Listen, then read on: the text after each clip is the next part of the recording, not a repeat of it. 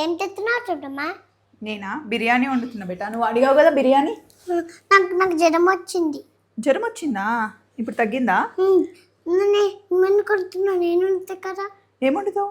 ఇది బిర్యానీయా? నిన్ను పిలిస్తే నువ్వు వండేసేదాన్ని మా బిర్యానీ. నువ్వే వండుతావు చెప్పమ్మా. నేను ఉన్నదా? నువ్వు ఉంటే నువ్వు వండుతావా? ఎట్లా వండుతావు చెప్పు ఒకసారి. ఏమేమి వేస్తావు బిర్యానీలో?